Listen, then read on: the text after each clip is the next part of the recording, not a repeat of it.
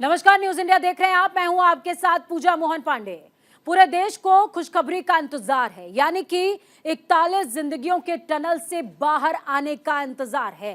13 दिन बीत चुके हैं और 13वें दिन भी रेस्क्यू ऑपरेशन जारी। बयान अभी भी इस तरह के कि घंटे 2 घंटे के वक्त के बाद ये तमाम 41 जोड़ा आंखें आप जो कि उम्मीदों से भरी हुई हैं उनको देख पाएंगे, जिनके रेस्क्यू के लिए लगातार 13 दिनों से, फिर चाहे वो प्रशासनिक अमला हो, राज्य का या फिर केंद्र का, लगा हुआ है। इस वक्त की बड़ी अपडेट आपको दे दे, उत्तरकाशी टनल हादसे से जुड़ी बड़ी अपडेट है। टनल में फंसे मजदूरों का रेस्क्यू ऑपरेशन जारी है। घटनास्थल पर पहुंचे मुख्यमंत्री पुष्कर सिंह धामी ने मजदूरों को निकालने का जायजा लिया है। आपको बता दें कि वहां पर एक मिनी सेक्रेटेरिएट क्रिएट किया गया है, यानी कि छोटा सचिवालय बना दिया गया है और वहीं से वो सचिवालय मुख्यमंत्री पुष्कर सिंह धामी तक तमाम अपडेट्स भी पहुंचा रहा है। आज किसी भी वक्त खुशखबरी आ सकती है, अच्छी खबर आ सकती है। सलक्यारा टनल हादसा, जहां पर केंद्रीय मंत्री जनरल वीके सिंह पहुंचे हुए हैं। रेस्क्यू ऑपरेशन पर वो भी बारीकी से नजर बनाए हुए हैं।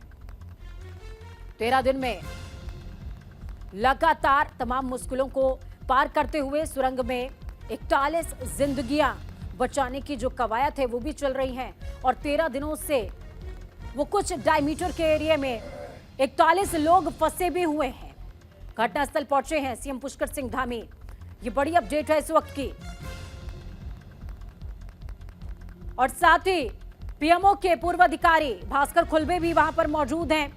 भास्कर खुलबे का बयान भी हमने आपको कई बार सुनवाया, जिसमें वो साफ तौर पर कह रहे हैं, तस्वीरें, लाइव तस्वीरें आपको दिखा रहे हैं। सीएम पुष्कर सिंह धामी घटनास्थल पर जिस दौरान पहुंचे, ये उस वक्त की तस्वीरें हैं। सिलक्यारा टनल का वो एरिया जिसमें फर्स्ट टाइम जो हॉरिजॉन्टल ड्रिलिंग चल रही थी, वो ड्रिलिंग करने के बाद पाइप को पुश करने का जो काम है वो चल रहा था, लेकिन वो कंटिन्यू नहीं हो पाया, वो सफल नहीं हो पाया, जिसके बाद सीएम ने उम्मीद नहीं छोड़ी।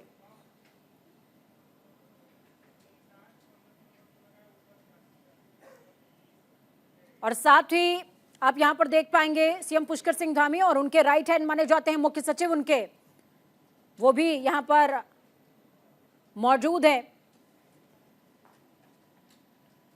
तो पीएमओ के जो पूर्व अधिकारी हैं भास्कर खुलबे और साथ में सीएमओ के जो मुख्य सचिव हैं वो भी यहां पर मौजूद हैं। दोनों ही अधिकारी, दोनों ही अमले पर, दोनों ही मोर्चों पर यह जंग लड़ी जा रही है। उत्तरकाशी टनल हादसे पर मुख्यमंत्री पुष्कर सिंह धामी ने बयान भी दिया। उन्होंने कहा रेस्क्यू ऑपरेशन अपने अंतिम फेज में आ चुका है, अपने अंतिम चरण में आ चुका है। पीएम नरेंद्र मोदी लगातार मजदूरों के बारे में हमसे जानकारी ले रहे हैं और रोज सुबह 7 बजे हमारी बातचीत होती है और समाधान पर चर्चा करते हैं।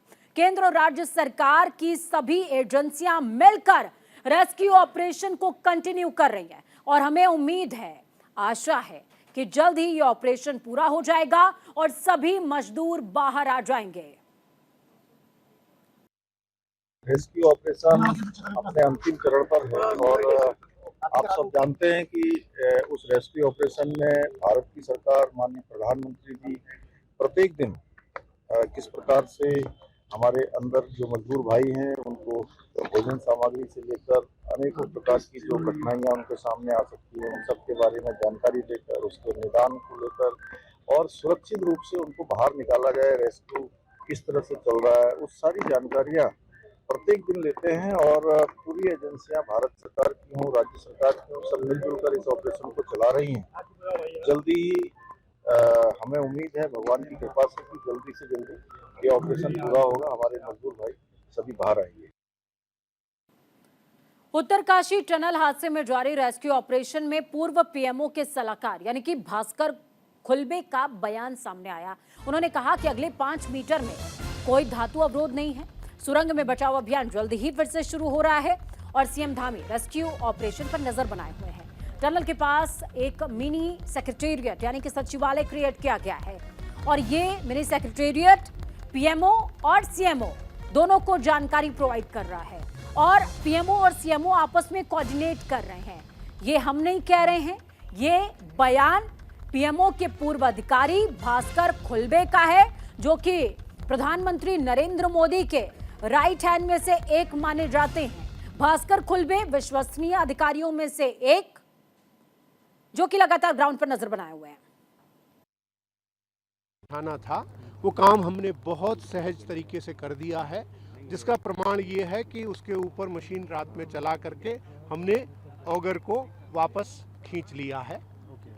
उसके बाद पाइप के मुंह पर थोड़ी सी अड़चन थी, पिचकन थी। उस पिचकन को निकालने के लिए हमारे पास एक ही साधन है कि उस 1-1.5 मीटर के हिस्से को हम काट कर बाहर करें। तो जैसे केला छीलते हैं वैसी स्ट्रिप्स में पहले गोल काट करके, फिर लंबा काट करके, छोटी छोटी स्ट्रिप्स पहले नीचे से फिर ऊपर से काट करके हम बाहर निकालने का काम इस समय कर रहे हैं। क्योंकि थोड़ा सा डिफ़िकल्ट काम है इसलिए उसमें समय लग रहा है, लेकिन मुझे उम्मीद है कि अगले 1-1.5 घंटे के अंदर। सर ये अंदर 41 पीपल के लिए जा रहा है और ये खाना हल्का ही खाना जा रहा है डॉक्टर के हिसाब से। सर चेंज नहीं हो रहा है सर अभी डॉक्टर के हिसाब से, तो बोल रहे कि हल्का ही खाना दिया जाए, ज़्यादा मसाला ये चीज़ न यूज किया जाए इसमें। सादा खाना जा रहा है सर। 10 दिन से जिन बंदों ने खाना नहीं खाया है तो एकदम हैवी खाना खाओगे तो उनका अंदर तबीयत भी बिगड़ सकता है, इसलिए उनको सादा खाना खिलाने के लिए बोला हुआ है।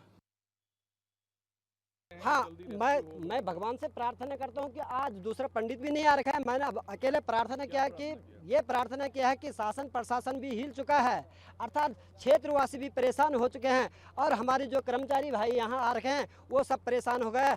इसलिए बाबा बहुनाग ये उपाय से इनको आज बाहर निकाल दो। मैंने उनसे विनती तो किया है, आराधना तो की है कि इनको किसी न किसी तौर से, क्योंकि प्रशासन भी परेशान हो चुका है, विश्व में भी इसकी बातें फैल चुकी है। ठीक,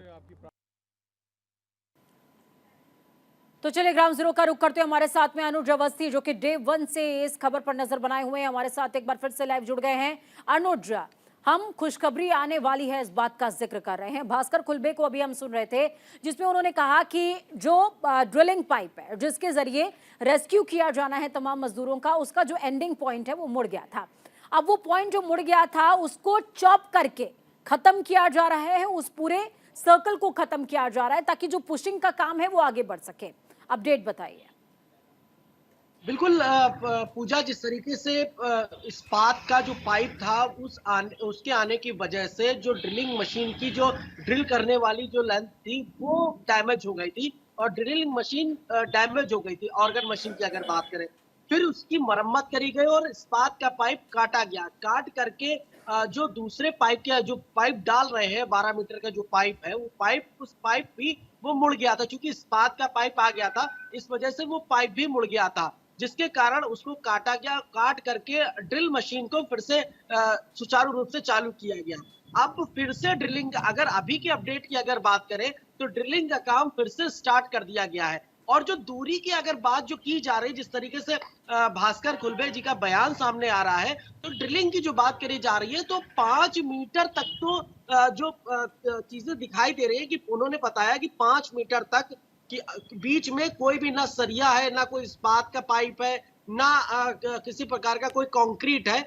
इस 5 मीटर तक तो सुचारू रूप से हम ड्रिलिंग कर सकते हैं। लेकिन जो एक्चुअल ड्रिलिंग का जो डाटा सामने आ रहा है वो करीब करीब अभी तक 12 मीटर का डाटा बचा हुआ है कि 12 मीटर भी अभी ड्रिलिंग करनी बाकी है। मुख्यमंत्री पुष्कर सिंह धामी हरिद्वार जरूर आए हुए थे, लेकिन हरिद्वार से वो ग्लोबल इन्वेस्टर समिट में लोगों से मुलाकात करके तत्काल रूप से वो उत्तरकाशी पहुंचे हैं और वहीं से वो अपना मिनी सचिवालय चला रहे हैं। प्रधानमंत्री नरेंद्र मोदी लगातार। अनुज, एक चीज मैं आपसे थोड़ा सा क्लेरिफाई करना चाहूंगी। जब हम बात कर रहे हैं भास्कर खुलबे का ये बयान अभी मैंने भी सुना और तमाम दर्शकों को भी हमने सुनवाया, जिसमें वो कह रहे हैं कि जो एंड का 5 मीटर का जो पोर्शन रह गया है वहां पर किसी तरह का अवरोध नहीं है और वो बहुत जल्दी कट आउट हो जाएगा, यानी कि ड्रिल हो जाएगा। क्या इस चीज को पता लगाने के लिए उन्होंने आरपीएस टेक्नोलॉजी का यूज किया है?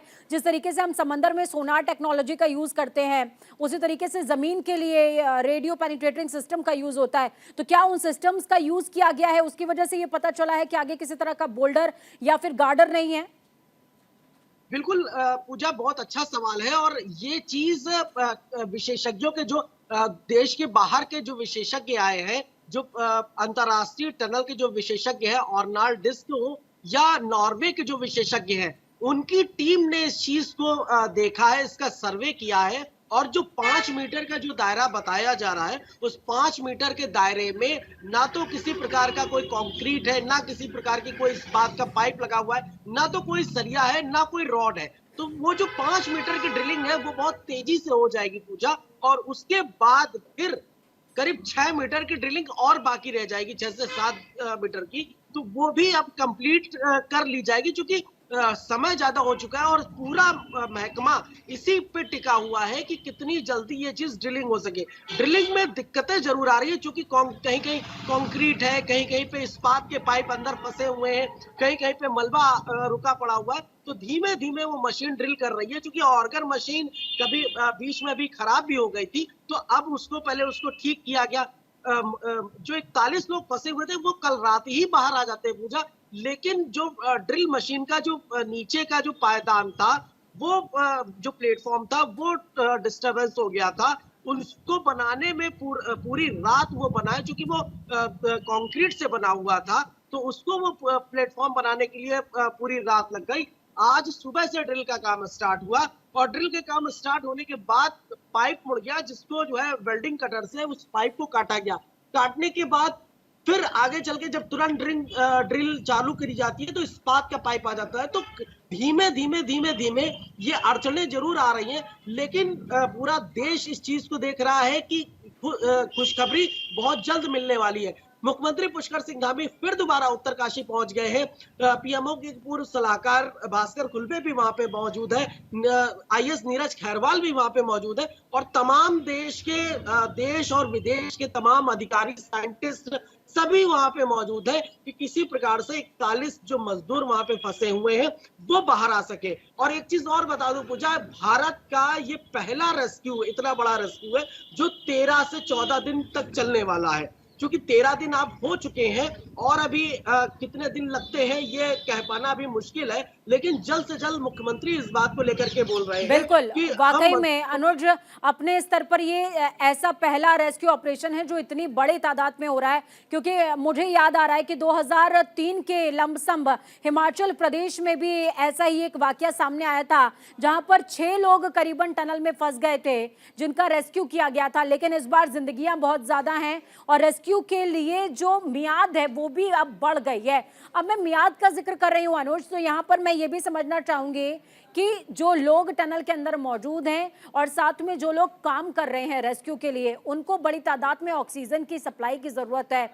एक तो टनल के अंदर प्रोवाइड कराना, और दूसरा जो लोग काम कर रहे हैं उनको सिलेंडर्स के थ्रू प्रोवाइड कराना। क्या किसी तरह की किसी ग्रीन कॉरिडोर का निर्माण किया गया है देहरादून से लेकर के सिलक्यारा तक के बीच में, चिल्लाली सौड़ के बीच में? क्या कोई स्टॉपेज बनाए गए हैं, क्रिएट किए गए हैं? इसको कंटिन्यू किस तरीके से किया जा रहा है? प्लीज आप दर्शकों को बताइए, मेरे ख्याल से उनकी दिलचस्पी होगी इसे समझने में। बिल्कुल, ये चीज दर्शकों को भी समझनी चाहिए कि इस जगह पे ये टनल है, चाहे वो मजदूर अंदर फंसे हो, 41 मजदूर, या जो मजदूर काम कर रहे हो, क्योंकि टनल के अंदर काम करना कोई आसान बात नहीं है, बहुत ही मुश्किल होता है उस टनल के अंदर काम करना। टनल को बनाना सबसे बड़ा मुश्किल का टास्क होता है, और उसके बाद उसके अंदर जो मजदूर काम करते हैं उनके पास भी बड़ा मुश्किल टास्क होता है। ऑक्सीजन लेवल की अगर बात करें, तो जो मजदूर अंदर फंसे हुए हैं, जो 3 से 4 इंची का जो पाइप डाला गया था, जिसके थ्रू खाना भी भिजवाया जा रहा है, उसके थ्रू ऑक्सीजन का लेवल भिजवाया जा रहा है। और अगर बात करें जो मजदूर वहां पे काम कर रहे हैं, उनके लिए चिन्याली सौड़ में जिस तरीके से 41 बेड का हॉस्पिटल बनाया गया था, उसी प्रकार से ऑक्सीजन का भी एक प्लांट वहीं पे ही लगाया गया है, जहां पे ऑक्सीजन की पूरी भरपूर मात्रा में ऑक्सीजन, राजधानी देहरादून से हो, हरिद्वार से हो, आपका टिहरी से हो, जितने भी ऑक्सीजन के जो सिलेंडर्स थे, जो पाइप थे, उनको वहां पे रखा गया है कि किसी भी प्रकार की कोई भी अनहोनी होती है। बिल्कुल अनुज, और इसमें कोई दो राय नहीं है कि पैंडेमिक का फेज जो इंडिया ने देखा है, उस पैंडेमिक के फेज ने हमें प्राणवायु के मामले में तो सशक्त बना दिया है, इसमें कोई दो राय नहीं है। और यही वजह है शायद कि चिन्याली सौड़ में एक संयंत्र ही स्थापित कर दिया गया है ताकि किसी तरह की समस्या ना आए। चलिए, आपसे बातचीत को मैं आगे बढ़ाऊंगी अनुज, लेकिन इस बीच 6 अहम तस्वीरें तमाम दर्शकों को दिखा देते हैं। ये तस्वीरें बेहद खास और अहम हो जाती हैं। जिंदगी से जंग किस तरीके से जारी है, रेस्क्यू ऑपरेशन चल रहा है। दूसरी तस्वीर, जनरल वीके सिंह पहुंचे, जिसमें आप देख पाएंगे केंद्रीय मंत्री हैं जनरल वीके सिंह, हालांकि एक बार और पहुंच चुके हैं और उन्होंने पल पल की अपडेट पहले भी ली थी और उन्होंने कहा था कि रेस्क्यू ऑपरेशन हम कर रहे हैं और रेस्क्यू 3 से 4 दिनों में हो जाएगा। हालांकि इस बात को कहे हुए 1 हफ्ता बीत चुका है। दूसरी तरफ पीएमओ के अधिकारी मौजूद हैं, भास्कर खुलबे, जो कि समय समय पर मीडिया के सामने आ रहे हैं और एक एक अपडेट से सभी को रूबरू करा रहे हैं कि किस तरीके से ये रेस्क्यू ऑपरेशन आगे कंटिन्यू बढ़ रहा है। अभी हमने आपको भास्कर खुलबे का बयान सुनवाया था, उसमें भास्कर खुलबे साफ कह रहे हैं कि जो एंड पोर्शन में पाइप था वो टिल्टेड हो गया था थोड़ा सा, जब उसको अंदर पुश किया जा रहा था तो, और उसको जिस तरीके से आप बनाना को पील करते हैं, ठीक उसी तरीके से बनाना की पीलिंग और कटिंग का जो क्रम होता है उसी पैटर्न पर काम करते हुए एंड मोड पर पाइप को कट डाउन किया गया है, स्ट्रिप में कट डाउन किया गया है। दूसरी तरफ जो तस्वीरें हैं उसमें मजदूरों के इलाज के लिए जो व्यवस्था की गई है वो तस्वीरें आपको दिखा रहे हैं। और सबसे बड़ी बात यह कि सलक्यारा और चिन्याली सौंड के बीच में जो दूरी है वो बहुत कम है। चिन्याली सौंड में जो है ये सामुदायिक स्वास्थ्य केंद्र में 41 बेडों का एक हॉस्पिटल रेडी किया गया है तमाम लोगों के लिए। ये तस्वीरें दिखा रहे हैं बाबा महाकाल, भव्यतम तस्वीरें, दिव्यतम तस्वीरें। ये तस्वीरें इस आस, इस उम्मीद में कि 41 मजदूर बाहर आ जाएं। उग्रतम ज्योतिर्लिंगों में से एक बाबा महाकाल कहते हैं कि इनके दरबार में जो हाजिरी लगा दे और हाजिरी के बाद जो याचना होती है उस याचना में बड़ा दम होता है। अनुज, देखिए एक तरफ मैंने 6 तस्वीरें दिखाई, दूसरी तरफ जब मैं आपसे बात कर रही हूँ हम बाबा महाकाल की तस्वीरें दिखा रहे हैं। उज्जैन से ये सीधे तस्वीरें लाइव आ रही हैं इस समय। ये तस्वीरें तमाम दर्शकों को दिखा रहे हैं जिसमें उनकी आरती की जा रही है, पूजा अर्चना और प्रार्थना हो रही है कि इन तमाम 41 जिंदगियों को किसी तरीके से सकुशल बाहर निकाला जा सके। अनुज, जब आस्था का और विज्ञान का समागम होता है तो कहते हैं कि किसी भी दूरी को तय करना बहुत सरल हो जाता है और इसका नमूना सिलक्यारा टनल के बाहर भी देखने को मिला। जब मंदिर को पुनर्स्थापित किया गया, आस्था और भाव के साथ में उनसे मार्ग मांगा गया और कहा गया कि आप अगर रूठे हैं तो मान जाइए और इन तमाम 41 जिंदगियों को सकुशल बाहर निकालिए। बिल्कुल पूजा, सबसे पहले न्यूज इंडिया और पूजा खास तौर से मैं आपका शुक्रिया अदा करूंगा कि सबसे पहले आपने इस खबर को दिखाया था और चलाया भी था और सवाल भी किया था कि आस्था और विज्ञान का संगम जिस प्रकार से देखने को मिला है सिलक्यारा टनल पे, आपने भी इस बात को बोला था कि देवभूमि में देवता निवास करते हैं और ये वाकई सिद्ध हो चुका है। बात करें टनल को लेकर के तो टनल में आज जिस तरीके से बाबा महाकाल में पूजा अर्चना चल रही है कि लोगों को सुरक्षित बाहर निकाला जा सके, बाबा महाकाल से प्रार्थना की जा रही है, उसी प्रकार से हरिद्वार में भी मां गंगा से प्रार्थना की जा रही है। ऋषिकेश की अगर बात करें तो वहां पर भी परमार्थ निकेतन में पूजा अर्चना की शुरुआत कर दी गई है कि किसी प्रकार से जो 41 लोग फंसे हुए हैं वो बाहर आ सके। अगर टनल की अगर बात करें, जिस करके सिलक्यारा की अगर बात करते हैं तो सबसे पहले जो खबर दिखाई गई थी कि वहां पे नाग राजा, जो भगवान नागराज है, उनकी पूजा अर्चना की गई थी और ये निर्माणाधीन कंपनियां नहीं समझ सकती हैं कि देवभूमि देवों की भूमि है। उन्होंने जो वहां पे मंदिर बना हुआ था उसको हटा करके, उसको गिरा करके और टनल का निर्माण कराया। वहां के जो पुजारी हैं उनको ये चीज स्वप्न में दिखा कि अगर टनल, हमारा मंदिर नहीं बनेगा तो ये टनल का निर्माण नहीं हो पाएगा और ये चीज वाकई सिद्ध होकर के दिखी हुई है कि इसको हम आश्चर्यजनक भी कह सकते हैं कि जब तक वहां पे बौगनाथ नागराजा का मंदिर वहां पे नहीं बनाया गया तब तक किसी भी प्रकार की कोई सहायता नहीं मिल रही थी ड्रिल करने को लेकर के। पहले बोला जा रहा था कि हम वर्टिकल ड्रिलिंग करेंगे, सामने से ड्रिल हो नहीं पा रहा था क्योंकि मलबा गिरा हुआ था, लेकिन जैसे ही वो मंदिर बना और विशेषज्ञ हो या मुख्यमंत्री पुष्कर सिंह धामी हो या केंद्रीय मंत्री वीके सिंह हो, सभी ने वहां पे मत्था टेका और उनसे प्रार्थना करी कि हे नागराजा, यहाँ से इन मजदूरों को सुरक्षित बाहर निकाला जा सके। उसके बाद की अगर बात करें पूजा, जो नागराजा बौगनाथ नागराजा की जो डोली है उसको वहां पे लाया गया और टनल के सम्मुख ला करके उनसे प्रार्थना की गई कि जो 41 लोग अंदर फंसे हुए हैं, जिंदगी और मौत से लड़ रहे हैं। बिल्कुल, बहुत शुक्रिया हमारे साथ जुड़ने के लिए अनुज, अहम जानकारी साझा करने के लिए। तो लगातार पल पल की अपडेट न्यूज इंडिया आपको दिखा रहा है। दूसरी तरफ एक और अपडेट सामने आ गई है। सिलक्यारा सुरंग बचाव पर अतिरिक्त सचिव तकनीकी, सड़क और परिवहन महमूद अहमद ने कहा कि बर्मा ड्रिलिंग मशीन को फिर से जोड़ दिया गया है। वेल्डिंग के बाद एक नया पाइप डाला जाएगा, जिसकी प्रक्रिया में 2 घंटे लगेंगे। 2 घंटे के बाद हम पाइप को अंदर ढकेलेंगे और उन्हें आशा है कि किसी भी बाधा का सामना नहीं करना पड़ेगा। ऑगर को हमने कंक्रीट का प्लेटफॉर्म किया, उसकी मतलब ग्राउटिंग की उसकी, और जो भी रॉक बोल्टिंग कहते हैं रॉक बोल्टिंग भी की हमने, ताकि मशीन फिर से मजबूत से बैठा रहे। प्रॉपर उसका रॉक बोल्टिंग और ग्राउटिंग की वजह से हमने ज़्यादा कंक्रीट डाला और मजबूत रहे। हमने ऑफकोर्स एक्सीलरेटिंग एजेंट डाला कि जल्द से जल्द कंक्रीट जम जाए, टाइम कोई वेस्ट ना हो। हम ये करके सारा फिर से सेट किया। अब ऑगर को हमने वापस रीअसेंबल कर लिया है। अब जैसे हम अभी आपको इसी प्रेस ब्रीफिंग में ये बताना चाहेंगे कि जब वेल्डिंग हो जाएगी, अब जो नई पाइप अब हम डालेंगे उसकी वेल्डिंग हो जाएगी। 2 घंटे लगते हैं उसमें, वेल्डिंग के प्रोसेस में भी। आपको ये पहले भी मैंने समझाया है कि वेल्डिंग का प्रोसेस इतने बारीकी से हमें करना पड़ता है और इतने केयरफुली करना पड़ता है कि वेल्डिंग की जगह पाइप से भी मजबूत रहे। ये प्रयास रहता है हमारा। 2 घंटे बाद हम उम्मीद करते हैं वेल्डिंग हमारी पूरी हो और हम पाइप पुश करें, इस बार आगे पुश करें। इस बार कोई बाधाएं हमारे तो न्यूज इंडिया समेत पूरे देश को उम्मीद इसी बात की कि खुशखबरी जल्दी मिलने वाली है। वक्त छोटे से ब्रेक का, ब्रेक के उस पार खबरों का सफर लगातार जारी है।